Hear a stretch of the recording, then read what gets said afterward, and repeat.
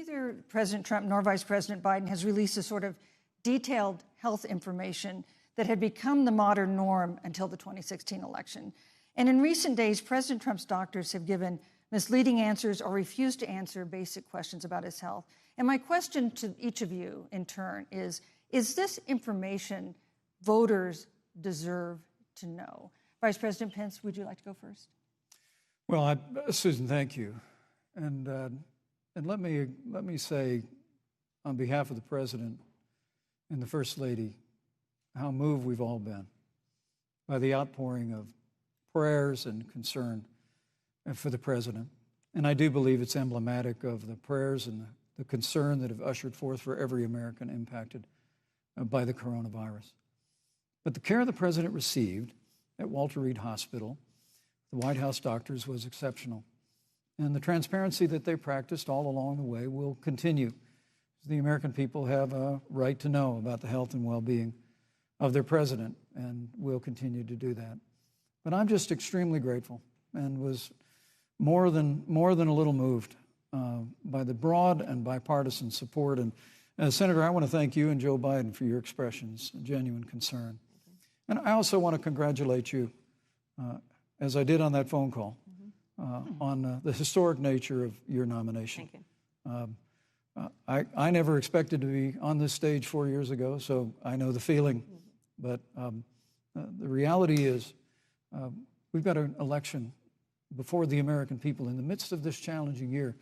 And the stakes have never been higher, but I think the choice has never been clearer. I want to give Senator Harris a chance to respond to the same question I asked, which is, do voters have a right to know more detailed health information about presidential candidates and especially about presidents, especially when they're facing some kind of challenge? Absolutely, and that's why Joe Biden has been so incredibly transparent, and certainly by contrast, the president has not, both in terms of health records, but also let's look at taxes.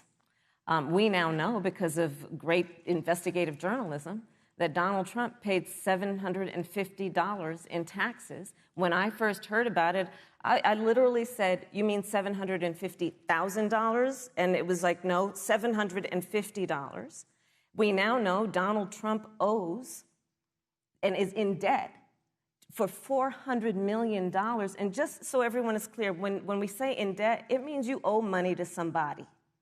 And it'd be really good to know who the President of the United States, the Commander-in-Chief, owes money to, because the American people have a right to know what is influencing the President's decisions. And is he making those decisions on the best interest of the American people, of you, or self-interest? So, Susan, I'm glad you asked about transparency, because it has to be across the board. Joe has been incredibly transparent over many, many years. The one thing we all know about Joe, he puts it all out there. He is honest, he is forthright. But Donald Trump, on the other hand, has been about covering up everything. Thank you, Senator Harris. I want to give you a chance to respond, Vice President. Well, look, I respect the fact that Joe Biden spent 47 years in public life. I respect your public service as well. Thank you. But the American people have a president who's a businessman, he's a job creator, who's paid tens of millions of dollars in taxes, payroll taxes, property taxes. He's created tens of thousands of American jobs. And the president said those public reports are not accurate. And the president's also released literally stacks of financial disclosures the American people can review just as the law allows. But the distinction here is that Joe Biden, 47 years in public service, compared to President Donald Trump, who brought all of that experience 4 years ago. Thank you, Vice and President. Turned this economy around by cutting taxes, rolling back regulation, unleashing American energy, fighting for free and fair trade, and all of that's on the line if Joe Biden and Kamala Harris